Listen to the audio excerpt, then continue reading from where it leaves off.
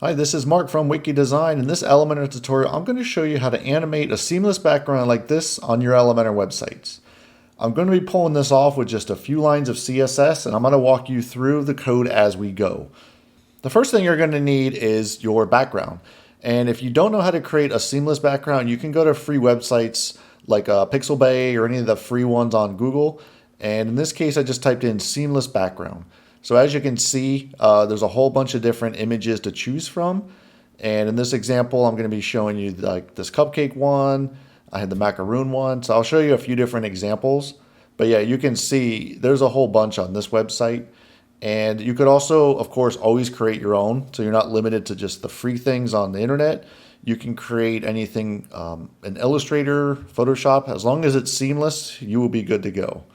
And if you aren't familiar with what that even means, if you see this example right here, seamless is basically just like it says. It needs to be able to stitch together in every different position. So you can see this flower right here. You see how it's like cut off? And then if you go down here where your mouse is, it will pick it back up. So you can learn really quick if an image is seamless or not in a tool like Photoshop. And let me show you what that looks like. Here we are in Photoshop, and as you can see, I downloaded one of the seamless images from that website. So this is a cool little trick. If you go up into Filter, under Other, and then this button right here called Offset. And let me pull this over here. And what this tool is going to do is offset the horizontal and vertical axis. And by doing that, you're going to notice real quick if an image is seamless. So in this case, this image is seamless. So you don't have any of these weird seams going right down the middle or cut across. So this is a really good one to use, on your website. So here's an example of an image that is not going to be seamless and not work for this example. So if I go up into this tool under Filter, Other, Offset, you're going to notice real quick that when you start to move these values around, this is what it looks like when you try to seam it together. You're going to get these hard seams. So this image would just not work at all. Like you would have to do a lot of different Photoshop tricks to even pull this off. But yeah, so if you have an image and you pull it into a tool like Photoshop and you aren't sure if it's seamless, this is a great tool. Again, that's under Filter, Other, and Offset. Here we are on the back end of the Elementor page that we're going to add that animation. The first thing you're going to want to do is select the section that you want to have that animation.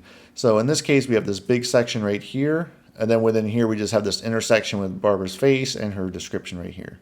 So I wanted to have the macaroons float across the screen left to right here. So the first thing you're going to want to do is select that section. And first, let's go underneath Advanced. And as you can see, just add in a CSS class. If you want to just copy and paste all the code, I recommend just calling it bgloop. You can always change this in the future if you want, but in this case, I'm calling it bgloop. The next thing we're going to do is underneath Style. This is where you're going to then click this button, Classic, and upload your background image. Again, you're going to want to make sure it's a seamless image. And in this case, I have the macaroons. I just click Insert Media. And make sure that you just keep all of these values by default because we're going to be using CSS to change some of this information. I'm using Elementor Pro, so I'm just going to be clicking the settings icon right here. Go underneath Advanced. I'm going to drop in my CSS here. But if you're using the free version of Elementor, however you add your CSS, you could just drop it in there. So you're not limited to just using Elementor Pro. And just paste in this code right here. I'm going to have this code in the description below. And now I'm going to walk you through what this code does and change out some of these values. And I'm going to show you how we can change the direction of this animation from left to right. We're going to go right to left. And I'll also show you how to go from like top down. And I'm going to show you how to change out the images and everything. So the first thing you're going to notice is we have the regular CSS class called bgloop, and so that's what we call that whole section. So like I said, if you change the name here underneath Advanced, you're going to want to make sure that you update your CSS code as well. And then everything else, as you can see, is just a couple lines of CSS. This is all just using regular, simple CSS, so it's not going to bloat up your website or anything like that. So the very first thing is you need to drop in this line, make sure it says animation. And this right here where it says looping, this is the name of the keyframe. So as you can see when you highlight that, this is what we're going to be calling this down here. And then right here, this is for 10 seconds. So that means that this is going to take 10 seconds to go all the way across the screen and then loop back. So if you want that to go faster, you can always change those values right here. So if I change this to 1 second, it's just going to fly across the screen. And that's a little too fast. So let's just keep it at 10 seconds. The next thing is infinite. So it's just going to loop forever. If you change this value to like a 2, it's just going to loop it twice. And so I've had this screen open for a while, and you can see if I type in 20, it will loop it 20 times and then stop. So if you have a situation where you do want it to stop, you just get rid of that word infinite and just put in a number. And then you probably just want to keep this at linear. This is going to make it very seamless, but CSS has a couple different ways that you can ease in and out the animation. So kind of going smoother, go faster, and then smooth back out. I think in a situation like this, just keeping it linear is probably the best. And then the next thing we're going to do is underneath the background size. This is really important. You're going to want to make sure it says 100 VW. So that means viewport width. And then this is going to automatically adjust the height to correspond to how wide the screen is. So after a lot of testing, I found out that this is probably the best way to do this. And so in this case, as you can see, when I shrink down this page right here, this is a full width section.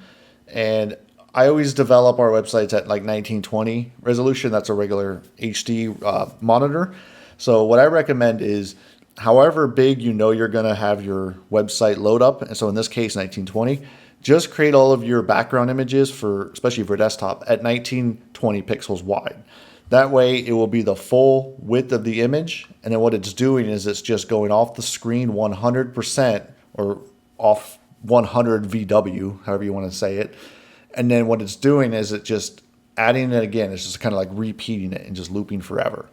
So that's all the CSS class is doing. So as you can see right here, you put at keyframes looping. And like I said, this is the name of your animation. And all it's doing is going to the background position of 100 VW. So like I said, that's just going 100% off the screen and then just looping back. So that's how you can do an animation from left to right. Now I'm going to show you how you can easily just reverse this. And all you have to do that is just type in negative. So as you can see right here, when you type in negative 100 VW, it's just going to flip it.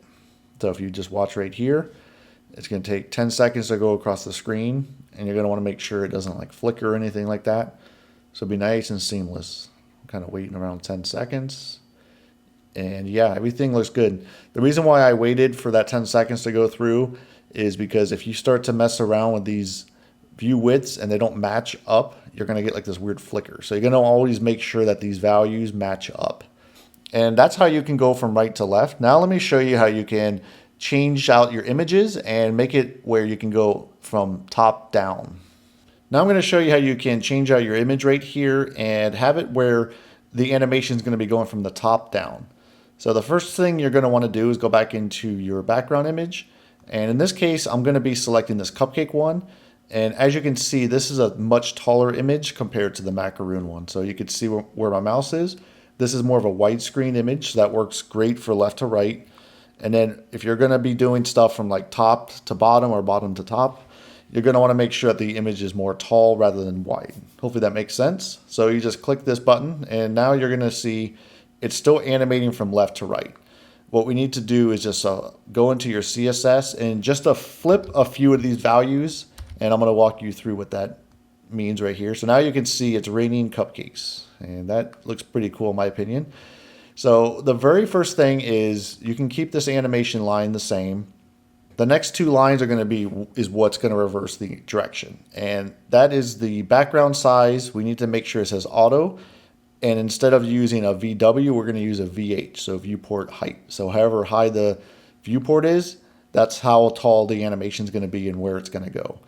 So if you aren't quite familiar with how this works, when you use background images, they are tied to your X and Y coordinates. So most images will always start right here, like where my mouse is. That's 0, 0. X is going over, and then Y is going down.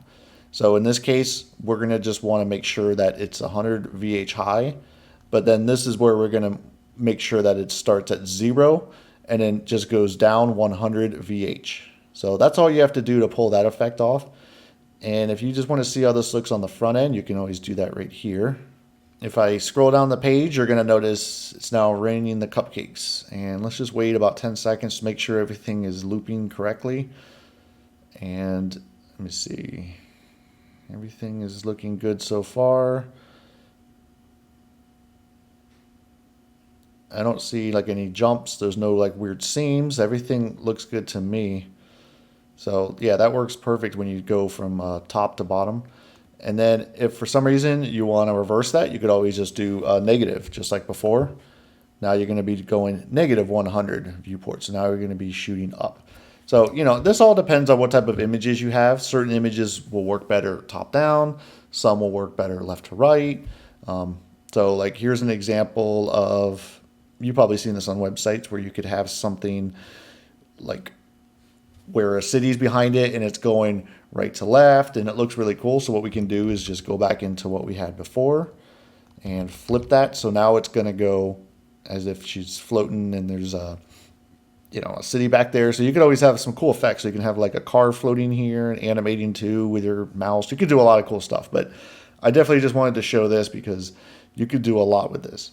So another really cool thing using Elementor is you're going to be able to have the ability to easily switch your images if you want. And then with a little bit of that CSS code, we can target the different breakpoints and then we can change the speed on certain devices. So I'm going to show you how to do that. So let's go into tablet mode. So if we click here, let's go into tablet mode. And as you can see, the section's basically the same. And what we can do is you just click on the image. And let's say on that one, we want to have a different image. So now we're going to have this image right here. And then when you go back into desktop, it's going to go back to the macaroons. So that's how easy it is. You could just switch between the different images. And then, of course, you could do one for mobile.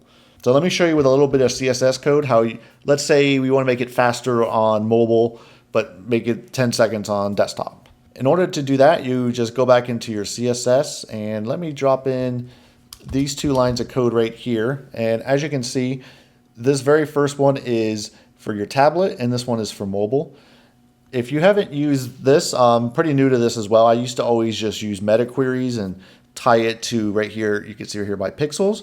But what's cool is an Elementor now has the ability to just target your device by the name of it. So tablet and mobile. This makes it a lot easier. So if you change settings in the back end of Elementor, for example, and you have meta queries that were tied to pixels, that's all going to get thrown off. But now you can just use this and it's going to work even if you change these values.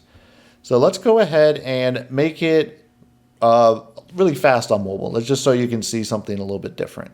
And all you have to do is just copy in this right here. And actually, I could just copy in the very first line. Let's say we want to keep everything else the same. If we go into here, and we just delete the one on tablet. So now on mobile, we can go back into mobile right here. And let's make it instead of 10 seconds. I'm going to show you that if you just change this to like a 1, it's going to go really fast on mobile. I mean, you probably don't want that, but I just wanted to show you an example. So you can see when you switch back into tablet, it's going to go slow, which I didn't declare anything. Desktop, a different image, and going back at 10 seconds. So if I go back to mobile, I go down, it's going to go real fast. So that's what's really cool about this is you could really do anything. You can get as creative as you want. And like I said, if you want to change out this image on mobile to be even different from tablet, you could just go into there. And let's add the cupcakes. So you could make it where the cupcakes are going that way.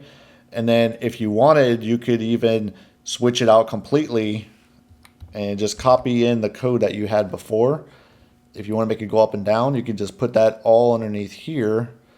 So let me just get rid of that. So now you can see right here on mobile, it's going to be raining the cupcakes at 10 seconds. So if you want to make it, like I said, go real fast, you could do that. And let me see, I have an extra breakpoint here. Okay, so yeah, you can make it go really fast on mobile for some reason, but yeah, that's what's really cool about this CSS. You could really go and do anything you want. And that's it for this Elementor tutorial. Make sure that you give it a like, subscribe to this YouTube channel, and hit that bell to receive notifications when I release new tutorials like this. Again, this is Mark from Wiki Design.